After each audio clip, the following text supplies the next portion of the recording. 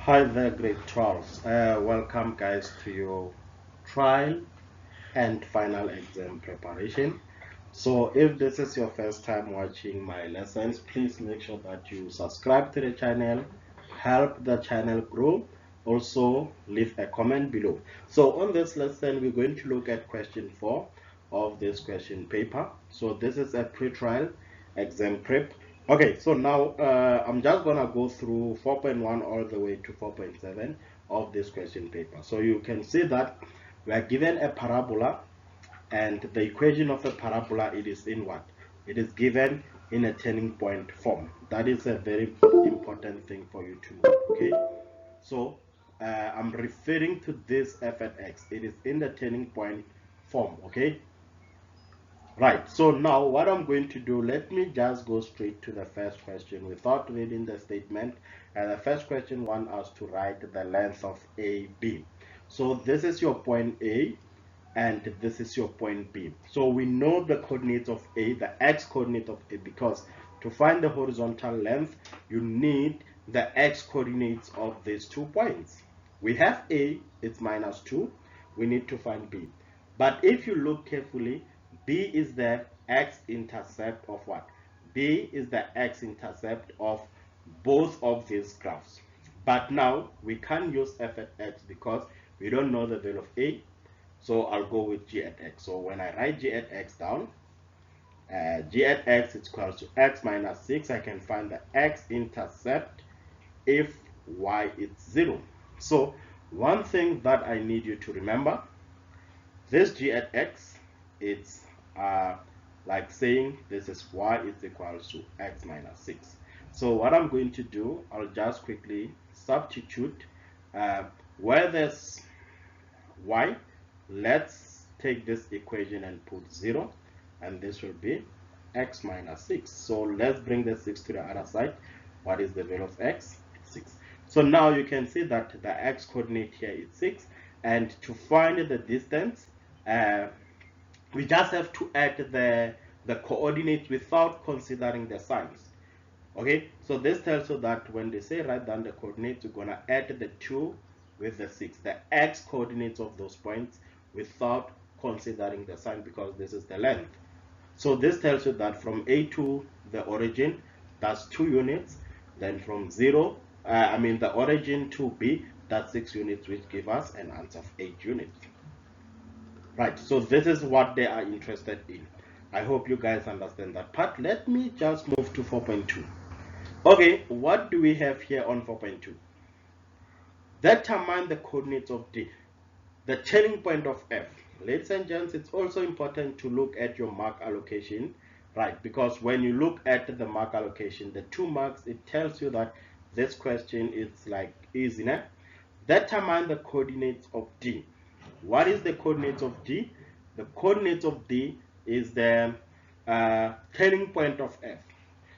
Okay, so now remember, this graph here, it is in the form of y is equal to a into, okay, let's say this is a into x minus p squared plus q. Please remember that your TP, it's p is to q. So to find the value of p, we're going to take whatever that is inside the graph, the brackets, whatever that is inside the bracket, your x minus 2. So this will be x minus 2 equated to what? 0. What is your value of p? So p is just 2. So now that we know the x coordinates of D is 2, how do we find the y coordinate? We just have to take the 2, substitute it on one of this equation, because that D is the point of intersection. You can choose F, but F won't work. We don't know the value of A and Q. The only one that can work is G at X. So we need to find what we call the corresponding y value. This is G at 2, where there's X we put 2.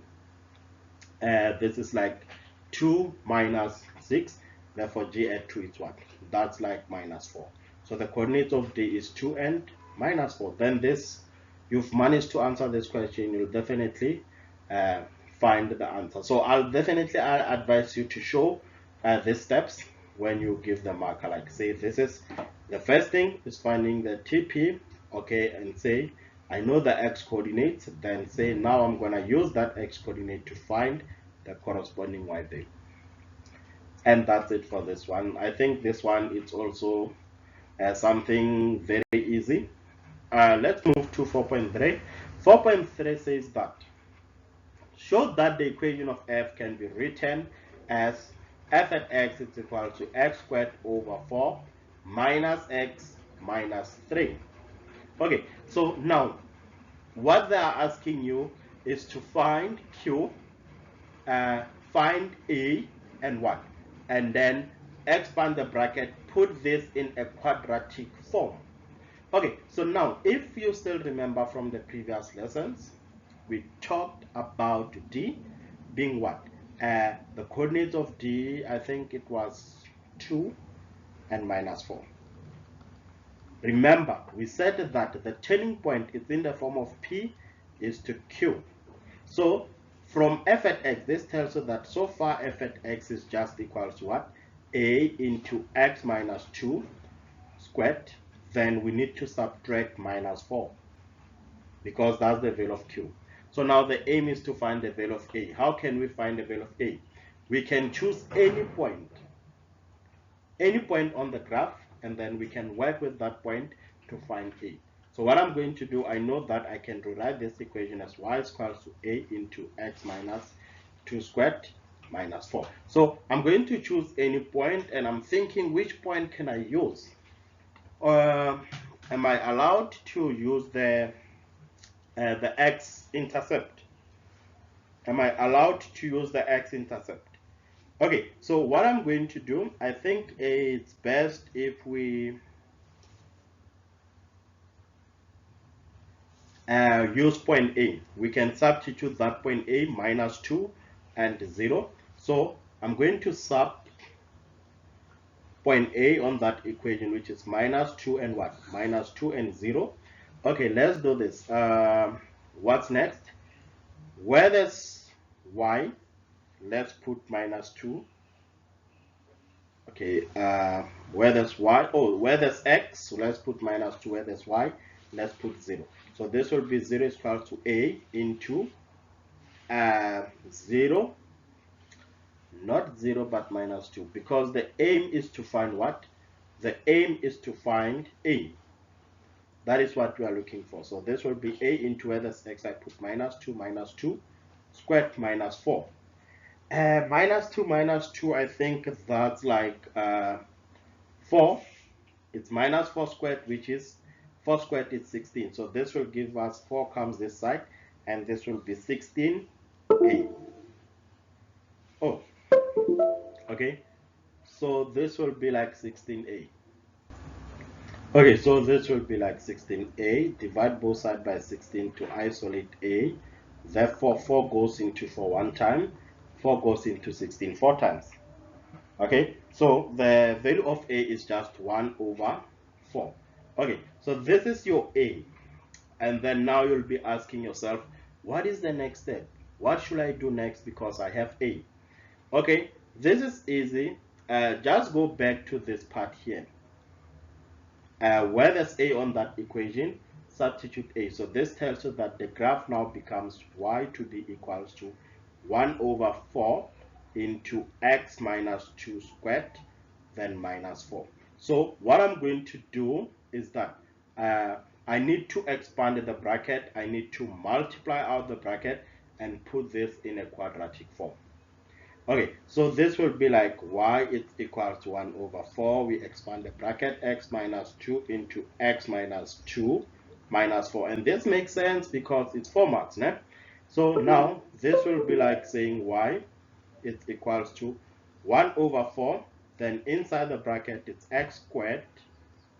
And then x times minus 2x times minus 2, that's minus 4x.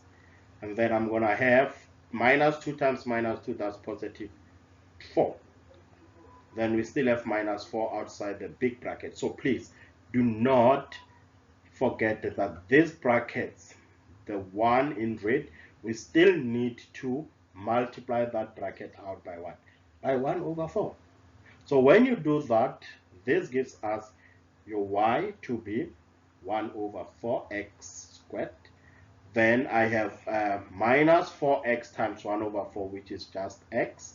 So this will be minus x, and then minus 1 over 4 times 4. So the 4 cancels, will just have positive 1, and then I still have that minus 4. Okay, so you're going to look at this 1 and minus 4. Those are your like terms, and then there's something that we need to fix here. So if you look at the 1 over, if you look at the 1 over 4x squared, the x squared is over 1. So we can row multiply the numerators and row multiply the denominators, which will give us x squared over 4. So this tells you that the final answer will just be when you add, okay, let me just write it down here. So this will be y, it's x squared over 4 minus x minus 3 when you add the like terms. Perfect. So now I'm just going to move to the next question. This is easy for Mark. The next question says that they want you to determine the value of k if E is the reflection of what? If E is the reflection of C with respect to the axis of symmetry of F, right? So now, when they say C is the reflection of E, they are trying to tell you that these two guys, they have the same Y coordinate. Okay? When they say with respect to the axis of symmetry, remember, the axis of symmetry is at 2, the x coordinate of the turning point. So this tells you that it divides the graph like this. Okay, so if from 0 to 4, this tells you that this length here, it should be 2 units, and the other length, it's 2 units. That's how they got the 4. Okay, so now we are looking for the y coordinate of C, which is the same y coordinate of E. So you look at your f at x. Remember, now you know what is your f at x. So your f at x, that's like 1 over 4 into x minus 2 squared minus 4. That is your f at x. And they are looking for the y coordinate, and we know what is the x for C. It's 0. I think you know that it's 0. So this will be y is equals to, we need the y-intercept if the value of x is 0. So where there's x, I'm just going to sub in 0. And then let's see what this gives us. So inside the bracket, this is like, I know that you can just punch that on the calculator. I know you can punch that on the calculator. So now I'm just going to say minus 2 squared, that's 4. And you can see that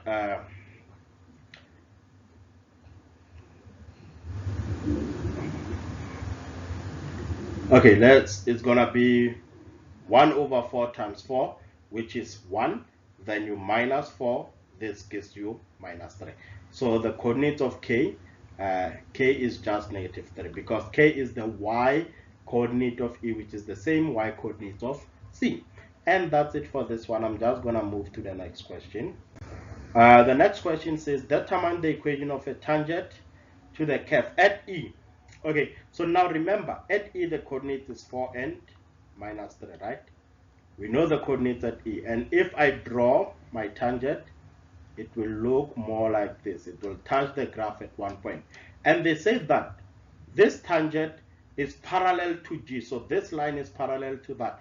This tells you that the gradient of the tangent,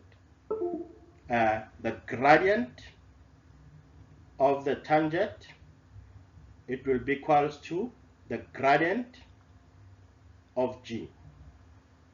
Okay, so both of them, if you look at G at x, it's in the form of y is equal to mx plus c. What is the coefficient of x? Is just 1, which gives us the gradient to be 1. So the gradient will be 1.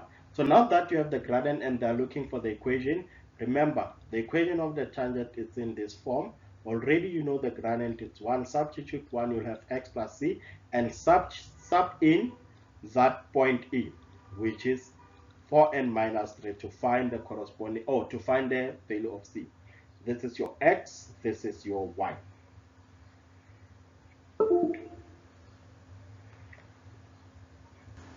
Okay, so now this is the y. What I'm going to do from this equation, what I'm going to do from that equation, where there's y, I'm just going to put minus 3, and where there's x, let's put 4, and then take the 4 to this side, it becomes negative. Né? I think everyone can agree with me that will be minus 3 minus 4, that's minus 7, which gives us c to be minus 7. So the equation of the gradient becomes x, then you sub in c. So this is the correct equation of that tangent. So this is just easy to mark. Né? Okay, so now the next question, this is another 2-mark question. Okay, so now when you look at this question, they're asking you, for which values of x will f at x minus g at x less than 0? So they are asking, look at this, the one that we are subtracting for, it should be below. And then this g at x, it should be above. Because if I have y like this, the one that is above, it's more than the one that is below. Okay, these are the y. Because when we look at this, if I take the one that is below, this is your f and this is your g. We are taking f, which is 5, we are subtracting g, which is 10, and this should give us an answer of what? Negative. Less than 0 means negative. You'll go to your graph, analyze the graph, check where it's f at x below g at x. So f at x is below from this point. This part here, all this part that you see is below, and the red part, it's where g at x is above. Then you focus on your x coordinates. Okay, so if you look at this, we know that this was 6 and the coordinate of d, it was 2. So it's between 2 and 6. So the answer should be x must be less than 6 and greater than 2. That is your final answer. They are asking where it's f at x below and where it's g at x above. Because if f at x is below, this how we get what? The negative. I hope you guys understand. I hope this makes sense. Last question, which is 4.7. This is another 2-mark. They said that determine the coordinates of the turning point of h at x if h at x is equal. So I'm not going to waste time of this on this one, because I know that my f at x is 1/4 into x minus 2 squared minus 4. So the question is asking, what is the coordinate of the turning point? So remember, to find the coordinates of this graph, this one, it was your p is to q. That was your TP, which was the 2 and the minus 4. So now, what you're going to do, where there's x, you substitute x plus 2 first. So this will be x plus 2, 1/4 into inside the bracket. This is x, then I put x plus 2, I still have minus 2. Close the bracket squared, then minus 4, then we add that 1. Okay, so this is 1/4 inside the bracket. I'm just left with x squared, and then because plus 2 minus 2 they cancel, and then what's next? Minus 4 plus 3, what is that equals to? Minus 4 plus 1, that's negative 3. So now look at this. This it's the same thing as saying 1/4 into x minus 0 squared minus 3. So the turning point, it's like saying x is 0 and the y it's minus 3. So the TP is just 0 and negative 3. So this is the new turning point. Ladies and gents, I hope you guys understand how to attack this question. This was just a quick lesson on how to answer this question. Okay, so that's it for this one. And if you enjoyed the lesson on functions, and if you feel like this makes you more ready for your upcoming exam, please make sure that you like the lesson, leave the comment below, and join the family by subscribing to the channel, and we'll make sure that you feel at home. Thank you very much.